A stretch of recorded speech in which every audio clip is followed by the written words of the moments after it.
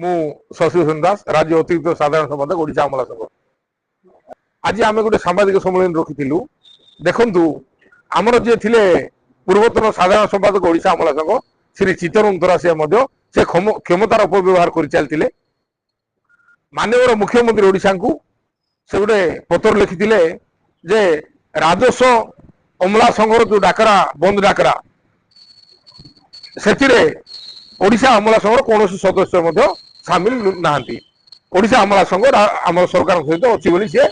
मुख्यमंत्री ओडिशा को गोटे पत्र माध्यम जनई तेणु सरकार आम कथा को चिंता करूँ लिखिले। आम सूचना अधिकार नियम अनुजाई जो सूचना पाइलु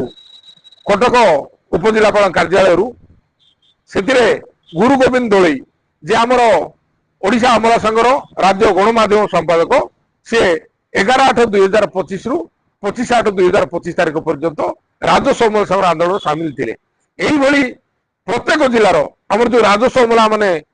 ओडिशा अमला संघर पदपदवी थे समस्ते राजस्व अमला संघर आंदोलन में रही से छुट्टी रही तो माननीय मुख्यमंत्री को ये गोटे विवाद तथ्य से देते बादे से पूर्व आमर राज्यपाल महोदय को माननीय महामहिम राज्यपाल महोदय और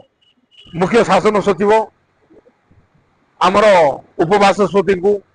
सरकार दलर मुख्य सचेतक को समस्त को से बारंबार से पत्र गुड़ाक लिखि क्षमतार अपव्यवहार करते। आमर जो त्रयोदशी सम्मेलन में पुरी 26-27 मे 2024 राजस्व अमला संघर साधारण संपादक गृह विभाग को राजस्व विभाग गोटे पत्र लिखिले जे राजस्व विभाग अमला माने राजस्व अमला संघर अच्छा ओडिशा अमला संघर अच्छा राजस्व अमला संघर आंदोलन को समर्थन करने सहित राजस्व अमला संघर प्रत्येक कार्य योगदान करोडिशा अमला संघर योगदान कर तो त्रयोदशी सम्मेलन को सरकार जो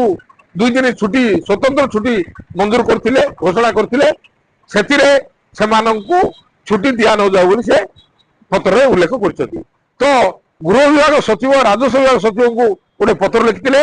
राजस्व अमला माने त्रयोदशी सम्मेलन में ओडिशा अमला संघर योगदान न करने बोली जदि कई अपमान करती विरोध में दृढ़ कार्यानुष्ठान ग्रहण करने तथापि गृह विभाग सचिव आदेश को अपमानना करी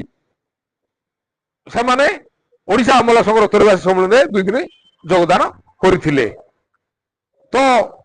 योगदान करथिले अपर पक्ष चयन नाम आमर निर्वाचन नाम गोटे चयन कले लुकायत भाव में आमर संपूर्ण विरोध करथिले आमर समग्र अमला जी समस्त योगदान करथिले सेही तालिका को गृह विभाग को अनुरोध पाई राज्य साधारण संपादक पठाइथिले तो से निजे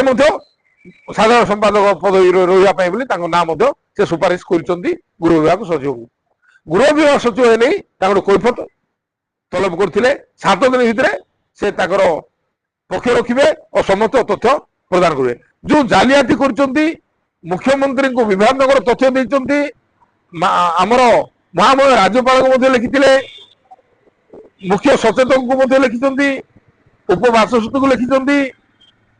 एभलिया जो बारंबार से क्षमतार अपव्यवहार कर विरोध में दृढ़ कार्यानुष्ठान ग्रहण कर चाकरी बहिष्कार तुरंत गिरफ्त कर आज आम सांबादिक सम्मेलन कर।